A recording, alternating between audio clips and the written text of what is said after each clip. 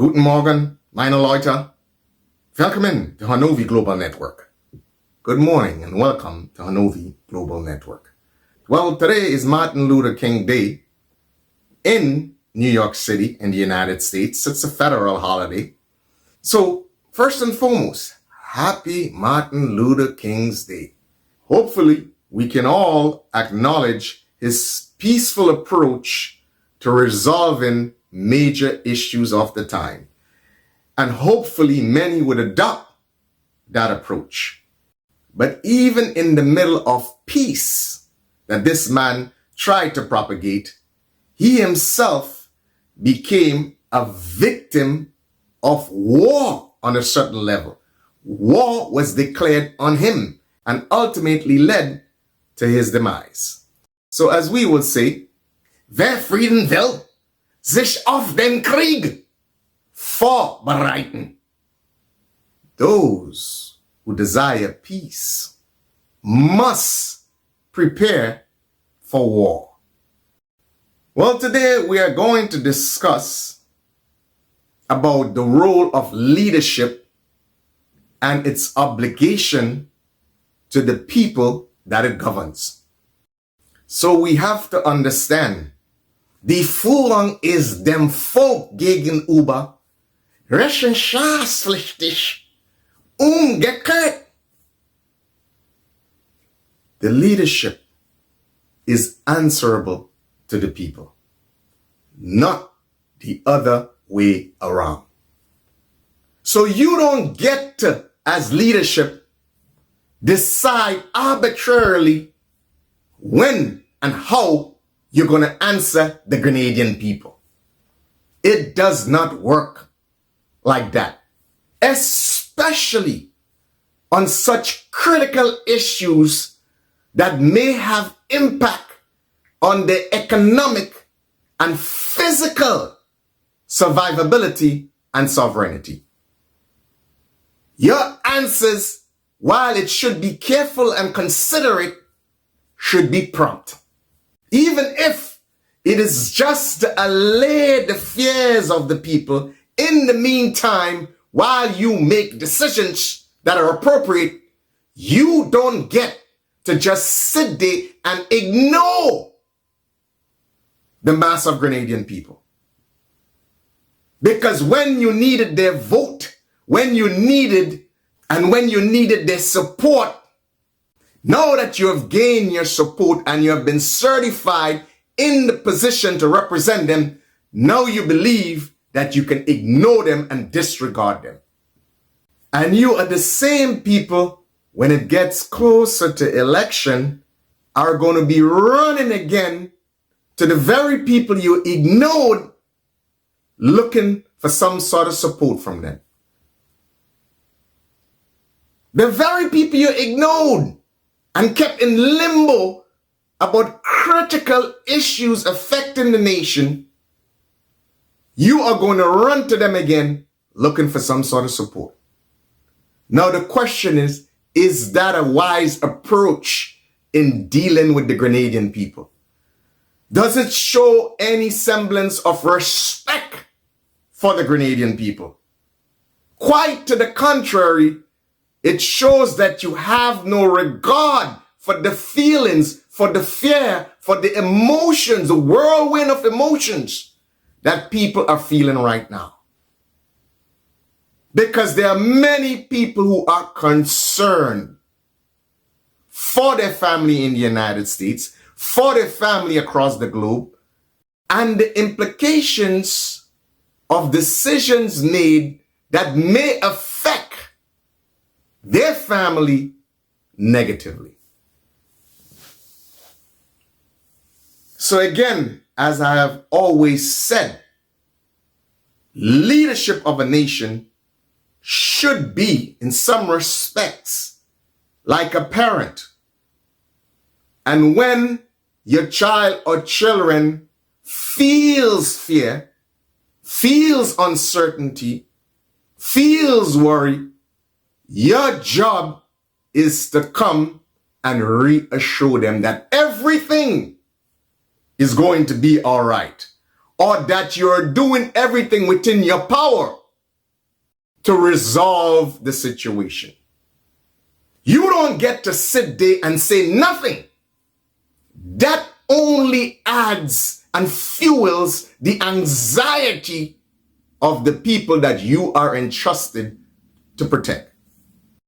Because they may interpret this as, hey, you don't know what you're doing. You do not have a solution. You are afraid just like they are.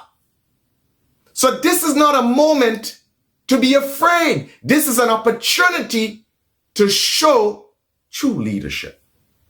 The problem, as I have said in previous videos, is that it is more difficult to get into trouble and try to get out of trouble than it is to stay out of trouble. And staying out of trouble requires careful estimation about what you say and do. Because once the words are out, they cannot be retaken. So if when the NDC administration came in, focused on what the people thought they had given them a mandate to do, like economically lift them, like politically protect them, then there would not have been the problems that are being faced now. But instead, the socialist Marxists within your ranks and the socialist Marxists who are sitting on the sidelines like vultures waiting for opportunity to devour carcasses, they pounced. Because they themselves knew that you were inexperienced. So they know that you would be looking for some sort of guidance. So all of a sudden, they presented themselves and showed up on the scene. But they didn't show up on the scene because they truly wanted to propel Grenada forward or they wanted to help you. They showed up on the scene as opportunists. The opportunists that they have always been, are, and always will be. And of course, there was the element that they were hell-bent on revenge. They're like, here is an opportunity to be vengeful to Dr. Keith Mitchell and the NNP. We have the power now. We can be vindictive now. But you see, that is the ideology of socialist Marxists. They always like to purge the society when they take power. And they're always eager in the name of some protection of the state to try to be vengeful to what they perceive as enemies of their institution and the state. They did exactly the same thing in 1983. They were also ready to be big military operational strategists to storm the fort and deal with Grenadian people. And when it came time to deal with their real external enemy, they all ran like a bunch of cowards. So all the brackets you see talking and all the boasters you see talking now, these are the people who didn't fire a shot at the external enemy when they came. They didn't even fire a shot in jest. They ran and hide under the beds and left again the Grenadian people, regular man and woman, to fend for themselves and to stand up and defend themselves. And in some respects, you see exactly the same situation taking place right now when we are confronted with a dilemma. You see leadership and the people around them abandoning the Grenadian people. So it is no mystery. And now you can confirm that what I am saying, that these people back then and these people now are heavily influenced by these people who held power back then. Now you know it is as clear as daylight, because the modus operandi is exactly the same. So all the braggarts you see and big boasters who used to walk around with pistol in waist and play bajon for Grenadian people, and today are still braggarts. If they had paid attention and realized that Grenada is a simple little small egg in a grand geopolitical game, then they would have advised the leadership to look out, to protect themselves. It is said, when you can fight strategically, you bury yourselves in the earth. That is why some of the greatest warrior theorists on the planet throughout history has advised. So in terms of a diplomatic political policy, that translates into keeping your mouth shut, keeping quiet. Do not make brazen statements. Do not project bravado. Sometimes it is better to say less than is necessary. But what they should have done first, they're doing last when consequences have descended upon them. All of a sudden, they've gone quiet. This is something that you should have done initially, so you wouldn't have to be in the situation that you find yourselves in now.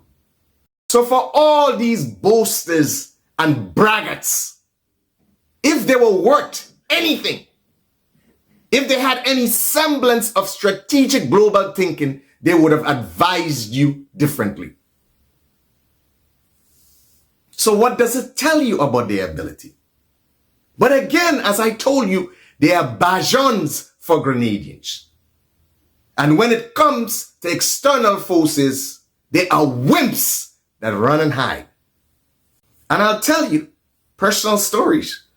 The people who stand up ultimately are the regular Grenadian man and woman.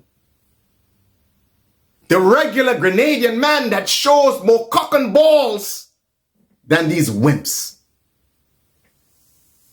Such as, and I can call these people names now because they have already passed on. Such as a young man called Kevin Morgan, nicknamed Blackfoot, from the Carnage. During October 25th, that young man put himself on the line in defense of his country. Stood up. And this is a young man that they used to look down on.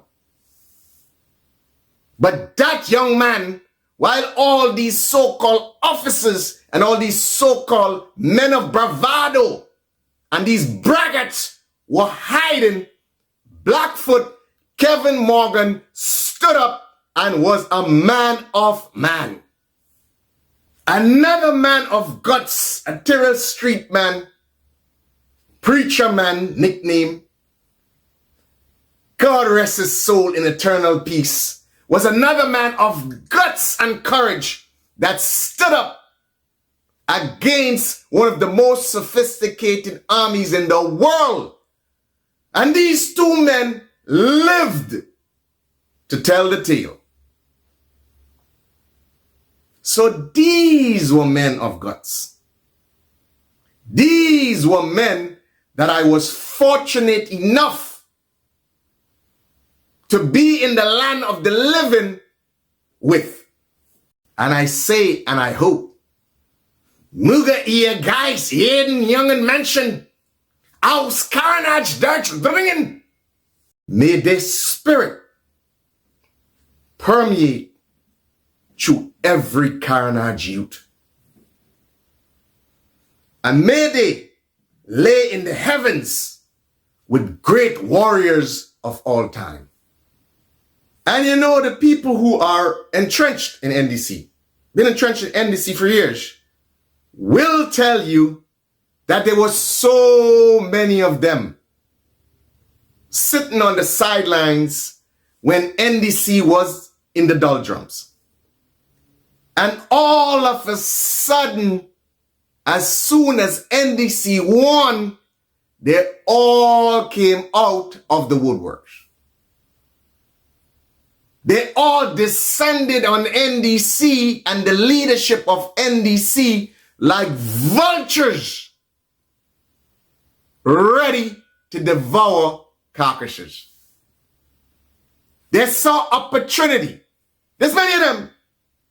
Even a friend tell me about the playwright. These are people who disregarded, abandoned NDC when it was in its darkest moments. And then all of a sudden, victory has 1,000 fathers and defeat was an orphan. But now, they're on the bandwagon. So you've got to see that these people are opportunists. They do not truly believe in the cause. They are not steadfast for the cause of Grenada. So what you see now, okay, based on what these people have done, they have pretty much ravaged the coffers of Grenada. They are sending a signal to every young person in Grenada who aspires to leadership. They are saying to them, hey, leadership is no longer about service to the nation and its people. That leadership is now an opportunity that you can use for self-enrichment and for self-aggrandizement. This is the signal that they're sending to young people. That is why you see every young person now want to get involved in politics, because they see politics as an opportunity to make money, to enrich themselves. They see politics as an opportunity to globetrot all over the globe. They see politics as an opportunity to eat and drink the finest that you never had. So this is the example that is being set for the young people of Grenada right now. And I'm going to set the record straight today. Because I was saying, you know, just to be tactful, I wasn't going to say anything on that particular subject.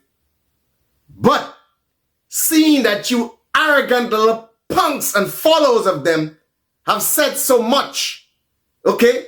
And in some respects, based on what I've heard, have been so vitriolic, today I'm going to set the record straight. Because I know you're going to say, oh boy, this guy don't really like NDC. But it is beyond that. Grenada is first and foremost. Because NDC may go and NDC may come. GULP may go and GULP may come. NNP may go and NNP may come. But Grenada remains forever. The people and the party politics will come and go. But the institutions that should be responsible for protecting Grenada will remain. And that ultimately would be my only concern. So, let me tell you guys the little that I've been doing in terms of civic duties that could have been significant if the advice was taken. Forget the advice, public advice in the political landscape. But let's talk about the infrastructural landscape. Let's start with the beginning.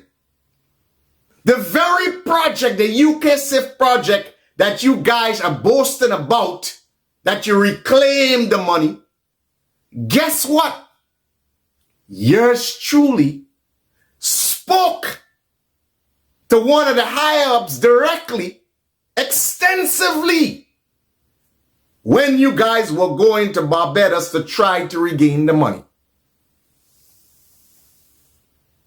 And the gentleman, and I understand, was a very inexperienced gentleman in terms of these sort of matters, but I extensively spoke with him on the prompting of a friend, a Green Street comrade, who said, boy, Perry, boy, them men, they're almost losing that money for the UK stuff. And if you could assist my guy and reason with him about, generalities about these sort of projects, what to expect. Because I didn't want him to go in today and make himself look like a fool.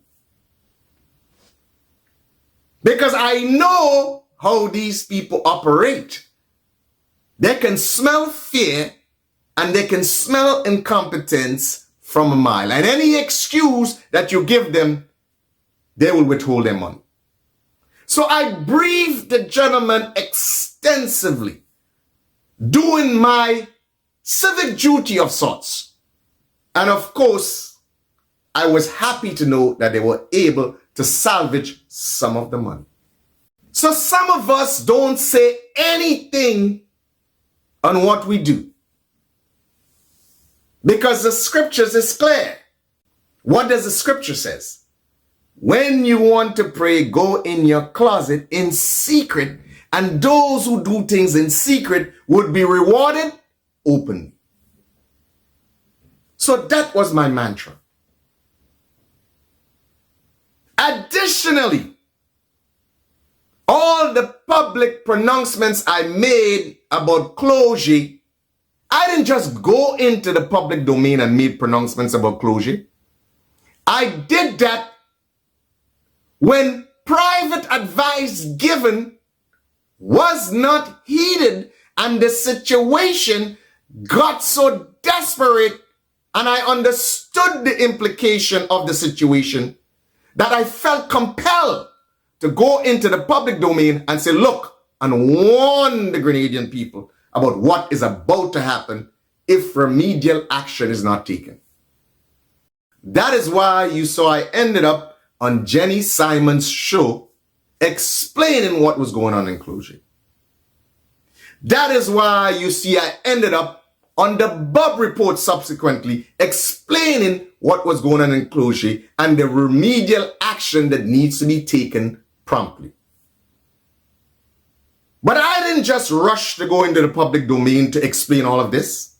Again, another friend of mine, NDC Senior, who has been involved in this thing for donkey years, called me and said, boy, Perry, boy, you see what's going on, about to happen in closure, what's going on? He says, guess what? I will call the appropriate authority. And I'll let you have a conversation with them because I understand that you are aware of these particular things. So the gentleman called the appropriate authority, okay, or person in charge, and said, look, have a conversation with this man. What did I say? I said, look, let me tell you something.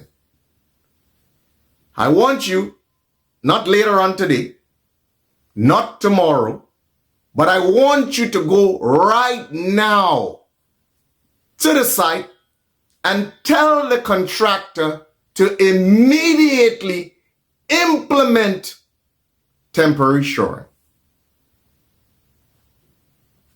Those are my words. So the gentleman, the person that I spoke to, say, yeah, that making sense, bam, bam. And that was when there was just a settlement of about 6 inches. And I said, look, I want you to understand this is serious business. And this is going to rapidly degenerate. They say, yeah, I understand what you're saying. But none of that was done. Guess what? In a week, you had over a foot settlement. Within a couple of weeks, you had settlements of 5 foot. You had a man who lost his house. And you had workers who were gravely put in danger. Luckily, there were people that listened. There was a friend of mine, as a matter of fact, he's the one that alerted me to what was going on in Cloche.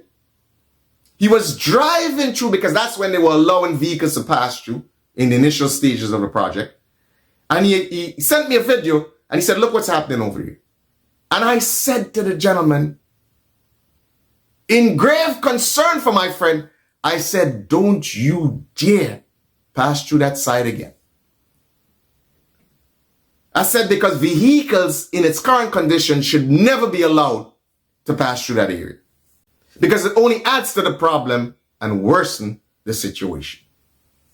The gentleman promptly took my advice. My friend who was driving through, he said, I will never send my workers through there again. So after I went to Jenny Simon's show and the Bob Report and explained everything that needed to be done, you saw consultants went and charged the government, as we would say in colloquial language, buku money. A project that was 250,000 ballooned into 1.6 million. And I had already given them all the solutions in the public domain. So these consultants came back in the public domain and said exactly what I had said in the public domain. So I didn't have to do no work. But yet still, the project ballooned to 1.6 million. 6 times what it was initially budgeted for. So I say all of this to say that for all of you who are so sensitive and emotional and don't like to hear truth when truth is spoken, guess what? I did my civic duty. What about you guys? And that is why I can boldly say, "Ie kunt mir nichts erzählen." That you people can't tell me nothing